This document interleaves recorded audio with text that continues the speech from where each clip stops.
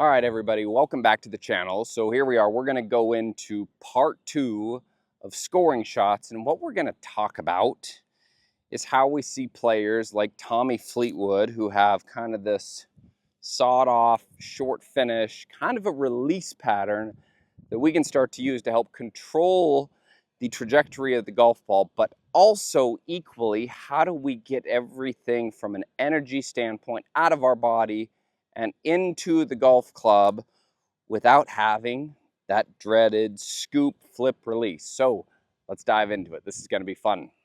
So I think when we start and we look at a lot of amateur golfers out there, we might call this a flip release or a scoop release, where the player comes in here, and what we'll see at impact is we'll see, like this used to be me, we'll see the player who has a lot of flip or a very quick rise of the golf club. We'll see the handle back here by the trail leg, and we see this club head passes the player quite a bit. Now, here's the issue with this from a scoring standpoint.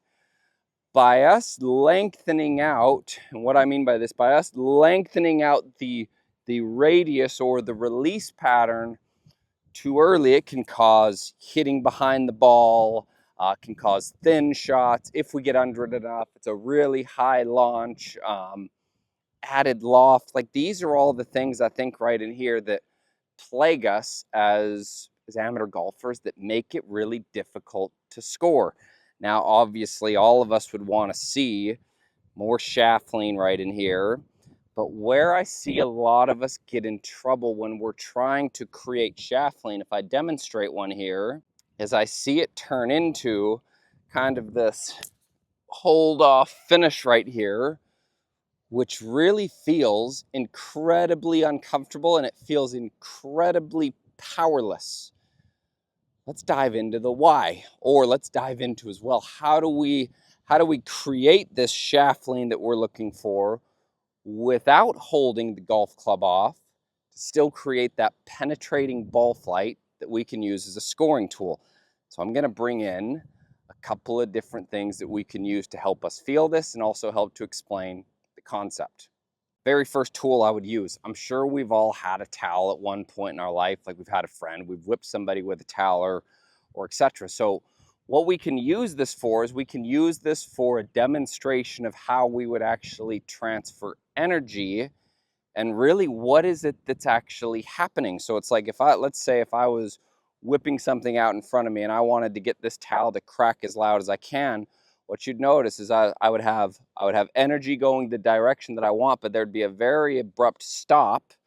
And that abrupt stop is what allows me to crack this towel, which is transferring all of that energy from my body, down my arms, through my wrists, into the actual towel, to where there's some pop on it. Like, if I just do this right here and I'm trying to whip something, I'm going to be very unsuccessful. And I think this is what happens to players when they're trying to create shaft lean, is they hold this angle forever and they continue moving and they continue holding. We need to be able to get that energy out of our system or out of our body and into the golf club. Now, I'm going to show you one of my favorite aids, and we'll explain how to do it and what our key feels are. So Mach 3, I think they have some of the greatest tools on the planet in regards to creating feel, okay? So this right here is called an iron whip. So we get to train this with auditorial feedback. Now, here's what I would want to run you through. So it's basically, it's a golf club right here. It's got this thing on the end that holds this TheraBand in. And what I can do is, like, what I would say I see a lot of players trying to do is, like, if we had this as an example, this is going to relate a lot to the towel. We just have an extra object in between us and the towel, like what golf would be. And what I see a lot of us trying to do is we're going to create this hold off, we're going to create all this angle, which, don't get me wrong, creating angle gives us the ability to throw more angle, which allows us to create more speed if we learn to throw it in the right way, okay? And what I would say that I see a lot of is I see the players, they'll get this angle in and they do this and they continue to hold this angle right here forever. Now, can we get away with that hitting little chips? Yeah, probably. But when we're trying to get, let's say we're trying to flight a 7-iron 150 yards or something like that, it's not going to work quite the same. I would say I haven't seen anybody have a whole lot of success doing it. Never saying that it can't be done.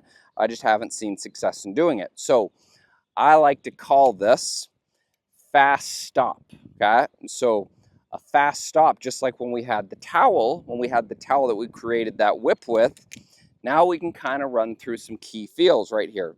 So my pressure would be forward.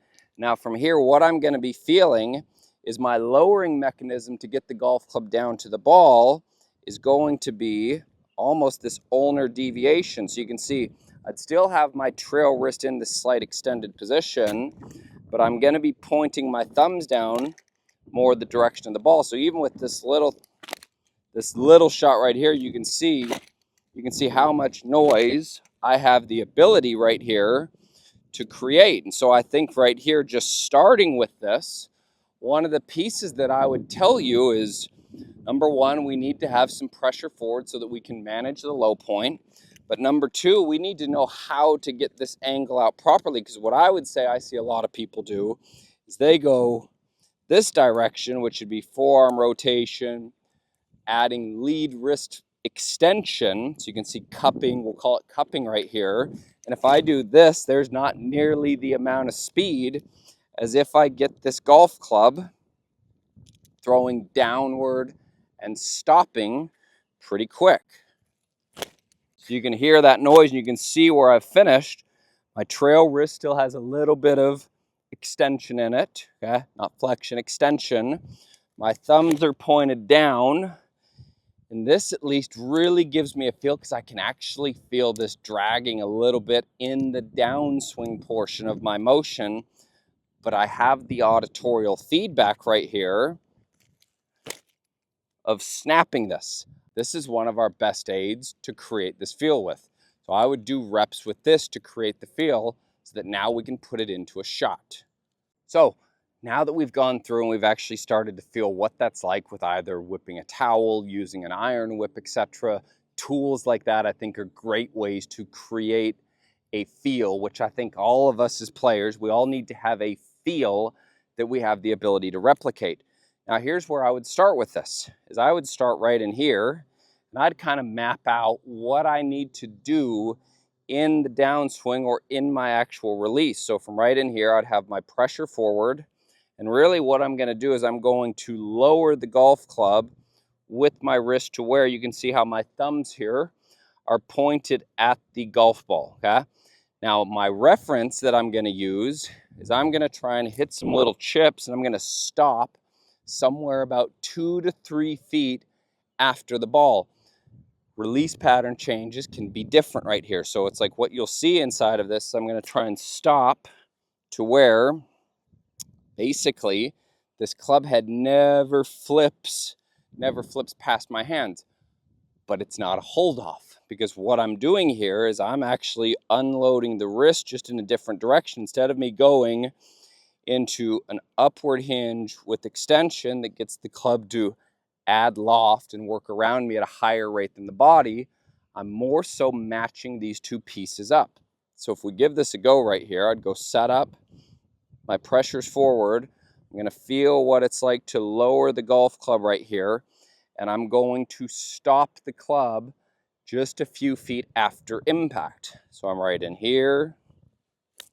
So you can see how I've stopped the club right here after impact, and that was a very solidly struck shot. You can see the divot was in front of where I started right there. The ball came out pretty low, and this is at least giving me a source for feedback. Contact was good. The face didn't flip. Okay? I lowered the club the right way. I didn't feel all this added release. Like if I see my left wrist in a cupped position early after hitting this shot, I would know that I did it wrong. So if we do that again, so I'm in my setup, swing it back to about shaft parallel to the ground. Now here's a good reference point for you. When you start this, have the butt end of the club just about in line with the ball, and practice lowering the club head behind it, where the thumbs are basically pointed at the ball. Now we don't want to have this twisted to where it's open And we don't want to have it twisted to where it's dead shut. It's basically replicating what we had built in at the setup, and we're just moving it a little bit forward because our pressure's forward. So I'm right in here. The butt end of the grip's in line with the ball. I'm going to go thumbs down to it. There's my feel once, twice, and then I'll let it go.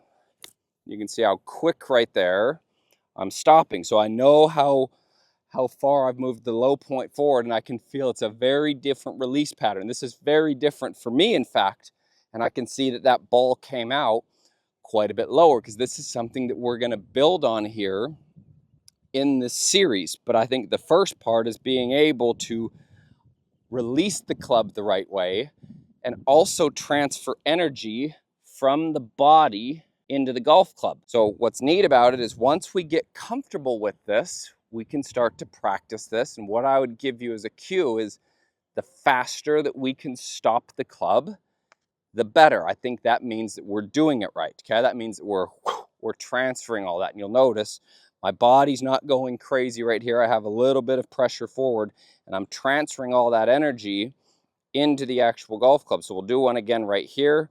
I'll move this here a little bit quicker. So I've got my feel, lower this, thumbs point to the golf ball, fast stop.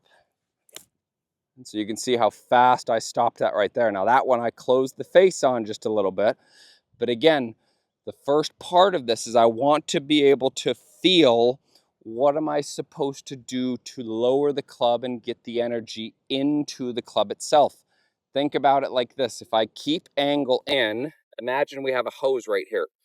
Energy would be able to go from here to here, but this point right here, that would block. It's a lot harder for energy to transfer this way. If we get this into more of a straight line like this, energy can rip through that right there. Whereas if this stays blocked like that, there's not going to be nearly the amount of energy transfer. Let's do this again. All right, so I'm in my setup. I've got a 90-degree angle right here. The grip is in line with the ball, and I'm going to go thumbs down, stop. So this one will go. We'll move this one even a little bit quicker here. I'm going to start with my pressure forward and let it go. So you can see how quickly right there I've stopped the golf club. There's still some extension in that trail wrist, and I have more of this ulnar or this lowering mechanism versus this upward raising mechanism that would change quite a bit of what our release pattern is. This is a piece, everybody. I promise you. I don't think you can ever get too good at release patterns such as this. It's how we can get the handle more forward. It's how we can turn the loft down a lot easier. And I really think it's a pretty simple feel when we go through and we understand that it is not a hold off. It is actually a release. Okay? So I think a lot of players and coaches out here would describe this as a hold off. I don't think this is a hold off. I think a hold off is this. Okay? So make sure you're not doing the actual hold off to where we're not able to transfer energy into the golf club. Give this a go as a drill. We're going to continue to build on it because I think this is one of our most important technical skills to help us score better and control those scoring shots.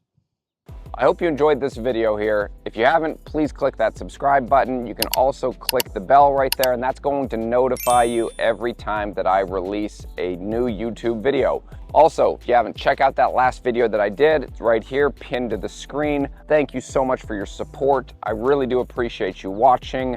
If you have any questions, any comments, please leave those below, and I will make sure I get back to each and every one of you. So, thank you again. Appreciate your support. We'll see you next time.